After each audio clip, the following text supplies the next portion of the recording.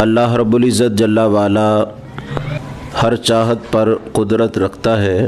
اگر وہ چاہتا تو انسانوں کو بارش کے قطروں کی طرح بادلوں سے ٹپکا سکتا تھا، اور اگر چاہتا تو درختوں کی طرح زمین سے اگا دیتا، لیکن اس مالک نے انسان کو ماں اور باپ کے حسین سنگم کے نتیجہ میں اس دنیا میں بھیجا، اور ماں اور باپ کے اس گہرے تعلق کو نکاح اور شادی کے نام سے تعبیر کرتے ہیں۔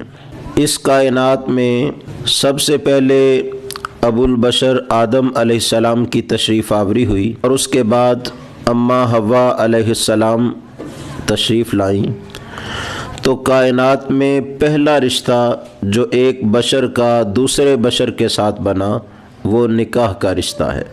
لہٰذا نکاح کے رشتے کا تقدم بھی ہے کہ سب سے پہلے اس کائنات میں یہی رشتہ بنا، اور اس کا احترام بھی ہے کہ اللہ رب العزت جل والا نے ارشاد فرمایا فَجَعَلَهُ نَسَبًا وَصِهْرًا، پس اللہ تعالیٰ نے انسان کو نسب والا بھی بنایا ہے اور سسرال والا بھی بنایا ہے۔ نسب کا رشتہ جس طرح مقدس ہے اور محترم ہے، ایسے ہی سسرال کا رشتہ بھی محترم ہے۔ رسول اکرم نور مجسم شفیع معظم صلی اللہ تعالی علیہ وآلہ وسلم نے جوانوں سے خطاب فرمایا تو ارشاد فرمایا یا معاشر الشباب، اے نوجوانوں، من استطاع منکم الباءۃ فلیتزوج، تم میں سے جو کوئی گھر بسانے کی طاقت رکھتا ہے اسے چاہیے کہ وہ نکاح کر لے۔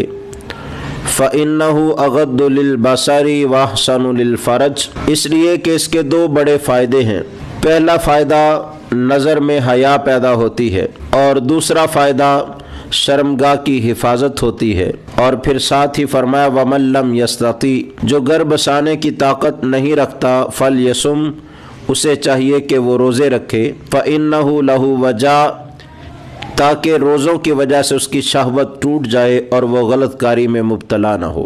اسلام عفت، پاک دامنی اور پاک بازی کی تعلیم دیتا ہے تاکہ کوئی شخص زنا میں مبتلا نہ ہو، اور اس سے روکنے کی جہاں تعلیم دی وہاں شادی کی ترغیب بھی دی، اور رسول اللہ صلی اللہ تعالی علیہ وآلہ وسلم کی سنت بھی اسے ٹھہرایا تاکہ لوگ اس کا اہتمام کریں۔ اور آقا علیہ الصلوۃ والسلام نے ارشاد فرمایا کہ 3 چیزوں میں جلدی کرو، بیٹا یا بیٹی جوان ہو جائیں تو نکاح کرنے میں جلدی کرو، کوئی عزیز فوت ہو جائیں تو میت کی تدفین میں جلدی کرو، اور وقت شروع ہو جائے تو نماز کی ادائیگی میں جلدی کرو تاکہ کوئی فرض ذمہ باقی نہ رہ جائے۔ حضرت عمر فاروق رضی اللہ تعالیٰ عنہ فرمایا کرتے تھے نکاح نہ کرنے کی 2 ہی وجہ ہو سکتی ہیں۔